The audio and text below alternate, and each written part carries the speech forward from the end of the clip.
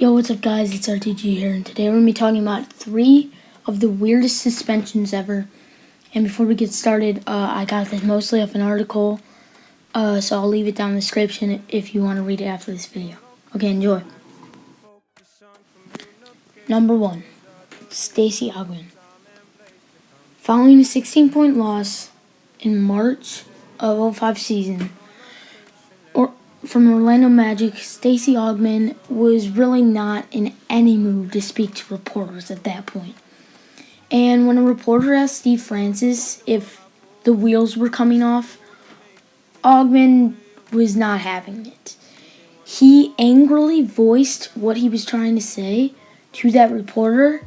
He said, quote, "a stupid, explicitive question," and was increasing his volume. When the reporter snapped back, he informed him that he was actually interviewing Francis.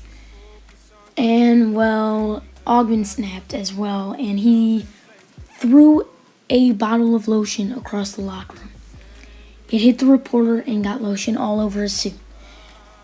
Ogman was then suspended for a game, and he then reportedly bought the reporter a new suit. Number 2. Gilbert Arenas and Javaris Crittington. I mean, you've probably heard this one, but it's too strange to leave off this list.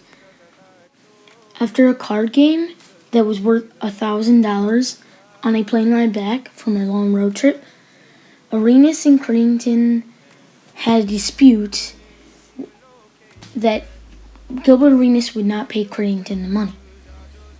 Crittington had become tired of Gilbert's antics and actually threatened to shoot him during the team flight.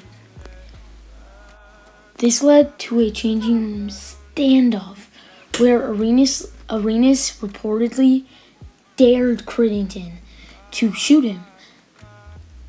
After this standoff, a few of his teammates decided to kind of make fun of it and bring up the situation.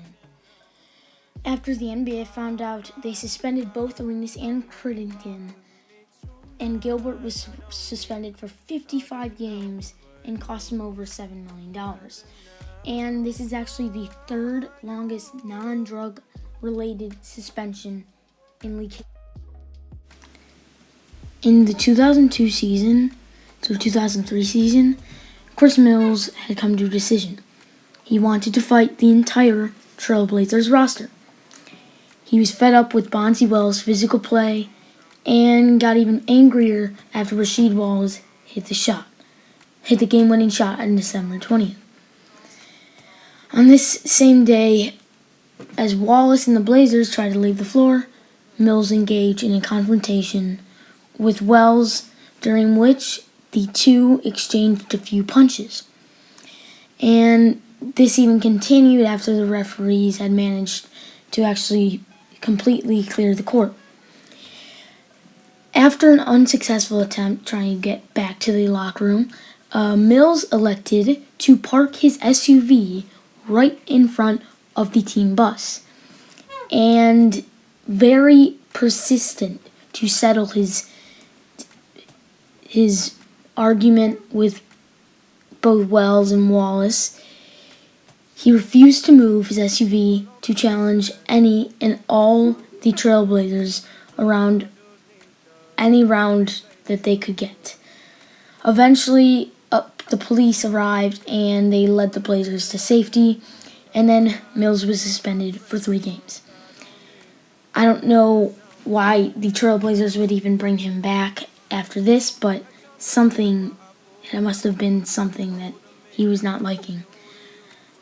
Alright, that's going to be it for me. Again, check out the article that I got this from. It's in the link. Give me the top one. And we'll see you guys tomorrow.